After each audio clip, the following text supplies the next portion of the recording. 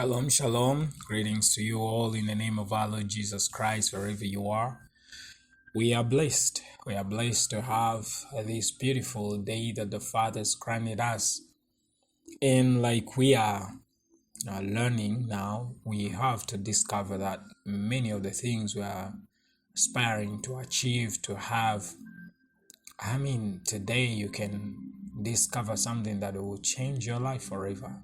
Do you know that you can be happy now? Do you know that joy is present where you are? Do you know that everything people are doing, they are looking for joy? And the secret is you can have that joy right now. And the fact that you can have that joy now is that God is now, all right? And God is our joy. We see all that. But there's something more that comes into your life. The moment you have the joy they're looking for, and many of the things that you've been running after will come after you. That is the secret. That's how you reverse the journey. There's a way you can reverse your journey by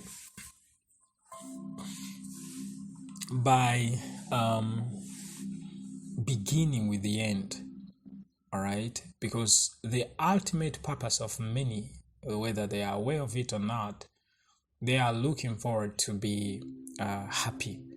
And so if you can discover how to be happy now, you have reversed the journey and you are now attracting everything that everybody is looking for that will make them happy.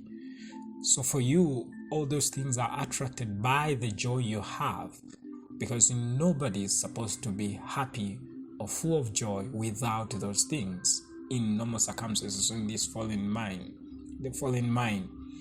But in the heavenlies, it's a place of plenty and joy and happiness.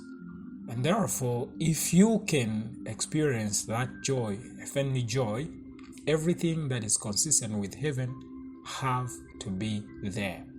So this is how powerful and deep joy is. I don't know whether you got that. And this is a secret to reverse life.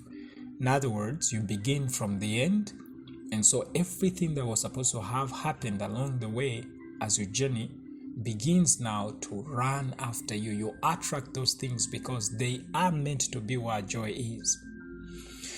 The reason why God has no need, the reason why God has no desire, you see, when you are full of joy, because the joy comes from the Lord, everything wants to be where joy is. You know that it's not only your purpose, even creation itself is crying, and you cannot cry with joy. In this context, we see that the cry that was mentioned there was a cry of sorrow and suffering and death. So if somebody is full of joy and is now shouting life, releasing life in that joy, well, that is what creation is looking for. So creation will be saved or be redeemed by the joy of God that is found in you. Therefore, we have to study and learn how this works. And that's why we are introducing this joy revelation in your life, for you to reconsider, to rethink again. What do you know about joy, and do you know the power of joy, or the joy of the Lord in your life? And do you know what joy can do? Okay, do you know that you can access it now? All right, do you know that you can live a life that is full of joy every day? Well, if you discover that, you have discovered one of the best things in this life. Okay, and you will never stop being grateful to the Father. And this is what is happening to this psalmist in chapter 16 verse 1. He says, "Preserve me, O God, for in you I put my trust." Well, this is it. In you I put my trust. This is a miktam of David. Well, David said, I do put my trust in you. And, putting trust in God, in the Lord, is not, it's a conclusion here. David comes to this conclusion after a lot of things. And, for you to put your trust in somebody, you should know that person before you put your trust in them. Trust comes after knowledge. Knowing produces or builds trust. If you do not know, then you cannot trust. If you know, then you can trust. You see what I mean? All right, so the trust will become hard because you don't know the one that you're supposed to trust. The trust becomes easier because you have learned because you have known the one you trust. So trust is so easy, but trust can also be hard. In other words, it's so delicate. Trust is something special, something unique, something very peculiar. And so it's built by us, all right, knowing God. Oh, my soul, you have said to the Lord, you are my Lord. My goodness is nothing apart from you. So now David discovers that there's something in the Lord, and that is what he's saying here. He's saying, oh, my soul, you have said to the Lord, you are my God. So you came to a certain conclusion, oh, my soul. And you said, he's talking to himself, you say, my goodness is nothing apart from you. So why are you saying that, my soul, that the Lord is my Lord? It's because I discovered that my goodness is nothing apart from him. In other words, he's the source of all that I am. As for the saints who are on the earth, he extends this knowledge, this revelation to the saints on the earth. He said, they are the excellent ones in whom is all my delight. So my joy, my happiness, my delight is in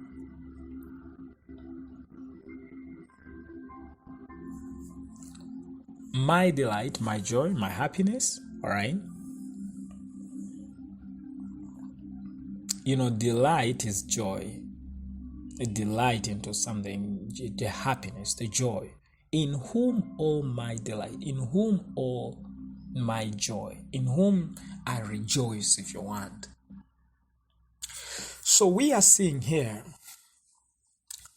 this man so excited and delighted and so happy that he expresses himself as a happy man. So he's saying, I have found my delight in a person, and I am so excited.